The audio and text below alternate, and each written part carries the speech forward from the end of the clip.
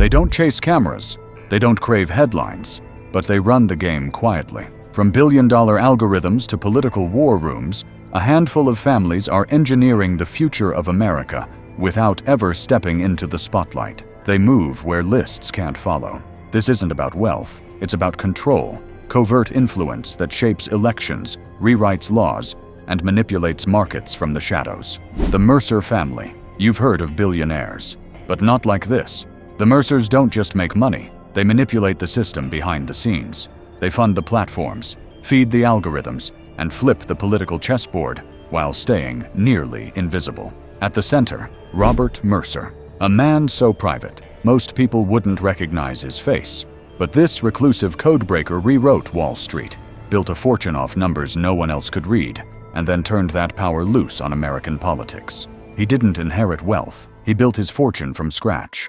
What he created wasn't just financial, it was tactical, and once he cracked the system, he used it to carve out a shadow empire. Everything changed when he landed at Renaissance Technologies. That job gave him access and leverage. Mercer helped develop trading algorithms so effective they bent Wall Street to their will. His personal fortune exploded into the billions. But unlike most new billionaires, he didn't start flaunting jets or making press appearances. He disappeared further, bought properties in key financial cities, built walls instead of brands. And even now, he still clings to quiet habits, simple routines, public silence, complete privacy. Only around 30% of his wealth is connected to inheritance. The rest? All him, cold, calculated, and entirely self-made. Now the Mercer legacy lives on through his daughter, Rebecca. And she's not just inheriting money, she's inheriting influence and using it like a scalpel. She doesn't run for office, she funds the people who do. From Parler to Breitbart to multiple far-right think tanks, her fingerprints are everywhere, even if her name stays off the headlines. One word from her can shift the tone of an entire election. She doesn't speak loudly, because in her world she doesn't have to. This is the Mercer family. Power without spectacle, wealth as a weapon. Their reach extends beyond ballots, beyond markets, beyond visibility, and they're just one node in the network. Keep watching, the surface hasn't even cracked. 2.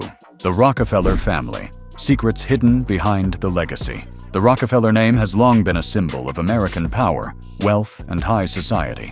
But beneath the surface of this iconic dynasty lies a story far darker than most realize.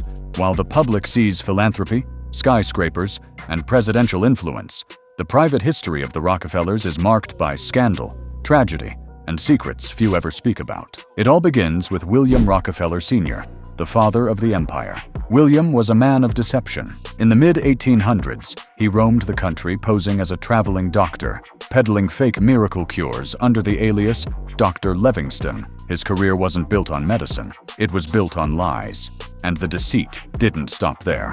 In 1849, he was accused of raping a 15-year-old housemaid and vanished from town to avoid prosecution. He went on to lead a double life, secretly starting a second family while never divorcing his first wife. These hidden truths only came to light after his death, casting a permanent shadow over the family's foundations. Even as the family grew in wealth and public stature, darkness followed.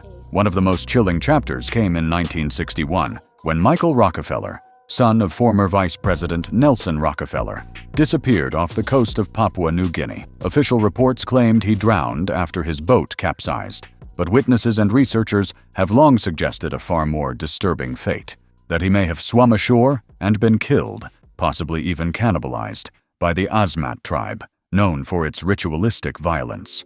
Despite decades of speculation, no definitive answers ever emerged, and Michael's disappearance remains an open wound in the Rockefeller legacy. But tragedy didn't stop there. In 1951, the nation was shaken by the death of Winifred Emery, the granddaughter of John D. Rockefeller. Struggling with mental illness and feeling trapped by the pressure of her elite status, She murdered her 2 young daughters before taking her own life in a family garage. Her final note painted a picture of unbearable loneliness behind a gilded life. It was a rare and painful glimpse into the emotional toll of being born into a family where image often outweighed individual well-being. And then there are the impersonators. Perhaps the most bizarre case came in the form of Christian Gerhardsreiter, a German immigrant who managed to live for years as Clark Rockefeller, convincing even the upper crust of Manhattan that he was part of the famous family. He married into wealth, mingled with the elite, and lived under the radar until a custody battle exposed him as a fraud,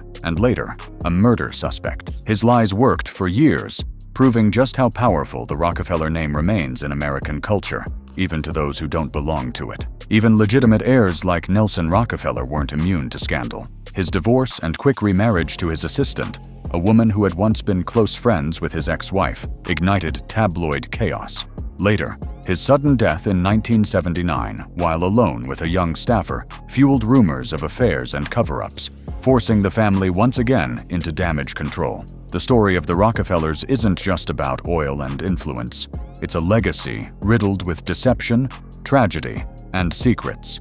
Beneath the towering foundations and philanthropic gestures lies a family shaped as much by mystery as by money, proof that even the most powerful can't escape the shadows.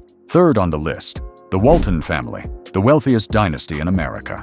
If the Rockefellers controlled oil, the Waltons mastered retail. They didn't just build Walmart, they rewired the American economy through it.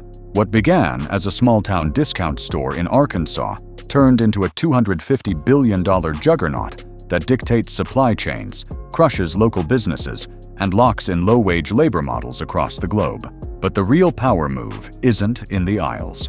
It's behind closed doors. Through the Walton Family Foundation, they've poured billions into education reform, pushing charter schools and privatization schemes that undermine public education while dodging public accountability. Their money funds pro-corporate lobbying groups that fight labor rights, environmental regulation, and tax hikes on the ultra-wealthy. They don't need a political party. They pressure both. The Waltons set prices, define workplace norms, and shape what affordable means for billions of people. This isn't just dominance of retail.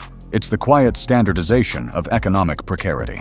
Where others buy influence, the Waltons manufacture the conditions that make it inevitable. Fourth, the Koch family, masters of engineered influence. Their wealth began with oil, but that was just the fuel. What they built is an ideological infrastructure designed to reshape America from the ground up. Charles and David Koch didn't just bankroll industries, they built the Kochtopus, a sprawling network of think tanks, academic programs, media arms, lobbying groups, and super PACs that infiltrates nearly every layer of policy formation. Organizations like Americans for Prosperity, the Cato Institute, and the American Legislative Exchange Council aren't random partners. They're Koch-funded machines, designed to draft model legislation, pressure lawmakers, and flood the airwaves with deregulation propaganda. They've rewritten tax laws, stalled environmental regulations, and placed ideological operatives into key judicial and academic positions. Through quiet donations to over 300 universities, they've embedded free market dogma into education systems nationwide. Their fingerprints are on everything from labor rights rollbacks to climate denial campaigns. This isn't philanthropy, it's strategic capture. The Kochs don't need elections. They control the architecture that defines what elections can even change. Fifth, the Pritsker family, quiet operators with deep reach. Their fortune began with the Hyatt Hotel empire, but the real engine was how they structured it.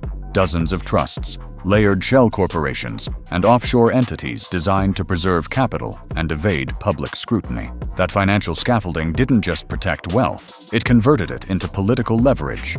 J.B. Pritsker used personal millions to fuel his path to Illinois governorship, turning private fortune into public office without relying on party machinery. Penny Pritsker, meanwhile, moved seamlessly from boardrooms to the U.S. Department of Commerce, embodying the corporate state feedback loop. She sat on the boards of major financial institutions while shaping federal economic policy. Conflict wasn't a risk, it was a design. The Pritskers don't flood media or dominate headlines.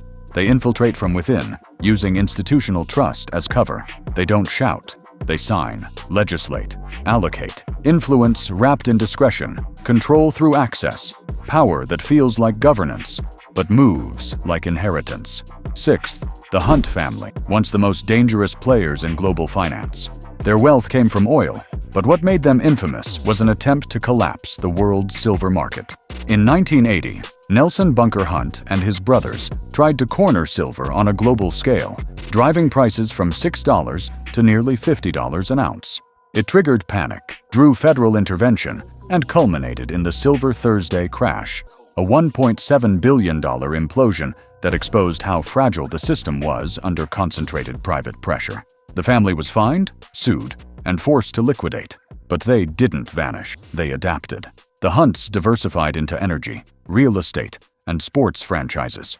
Today, descendants like Ray Hunt operate Hunt Consolidated, a privately held energy conglomerate with deep influence in Texas politics and the national oil lobby. Their power now runs quieter, less spectacle, more access. They sit on energy advisory boards, fund conservative super PACs, and move behind the scenes in Republican policymaking. They failed to break the system, but they learned how to live inside it, quietly steering the machine they once tried to hijack. This teaches us that power isn't always loud. It doesn't always come with titles, headlines, or flashing lights. Sometimes it moves in silence, guided by families who don't need attention because they already own the system. These are the forces shaping the world from behind the curtain. Quiet, calculated, untouchable. And the deeper you look, the more invisible they become. So if you think you've seen the full picture, you haven't. Make sure to subscribe to our channel and hit that bell button, because what comes next makes everything you just heard feel like the prologue.